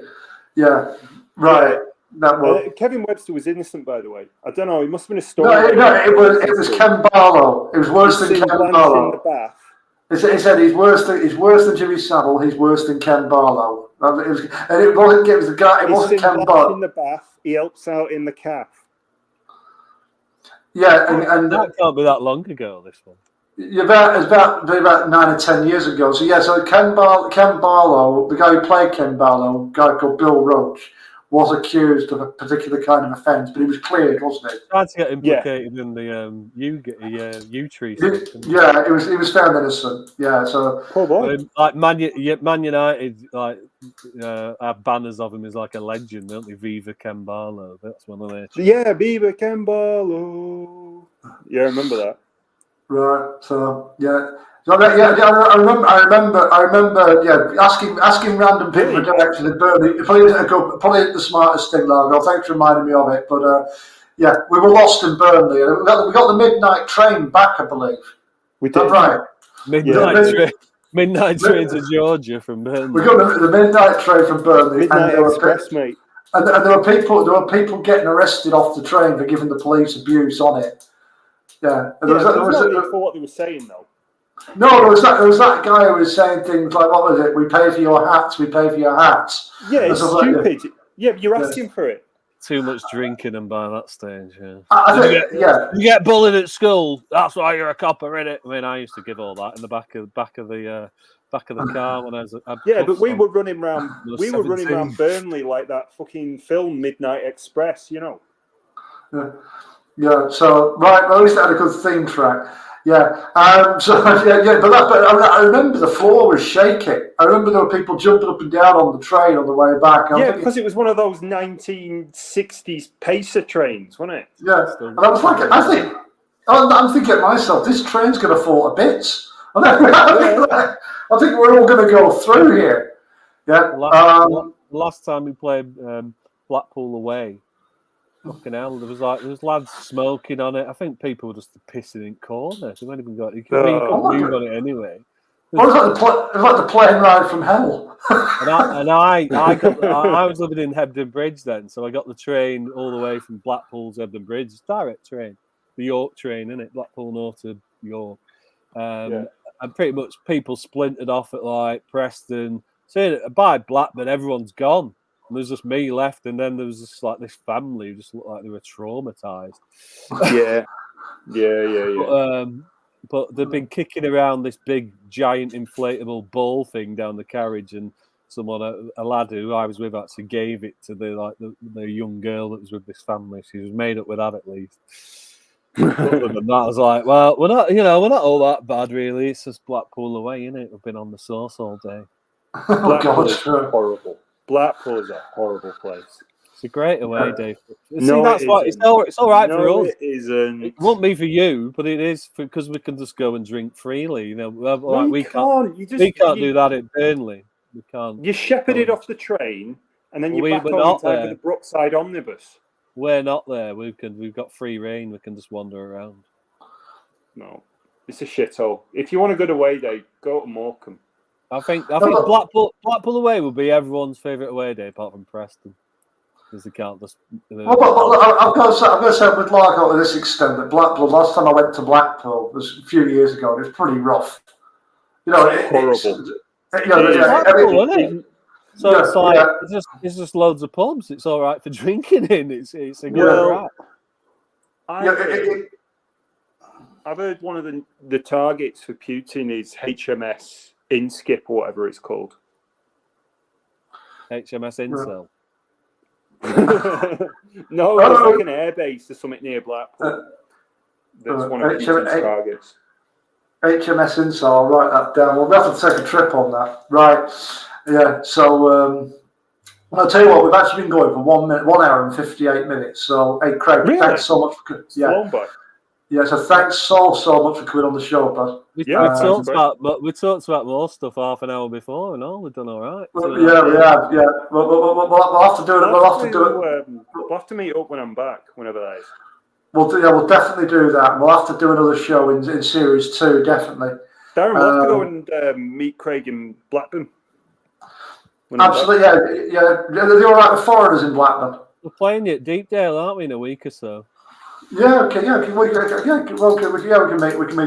in Preston or something. No worries.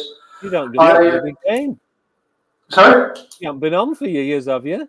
I got a couple of games a season. I do. Just go on £30 a ticket. I'm not surprised. Get your dodgy stream on. You're right, aren't you? the old watch it for free on the internet. That dodgy stream. Yeah. Right. So we'll definitely do something in real life, and we'll do something in season 2 as well. Thanks, mate. And is there anything else you want to mention a pilot before you go? No, it's been a pleasure. Well, thank you.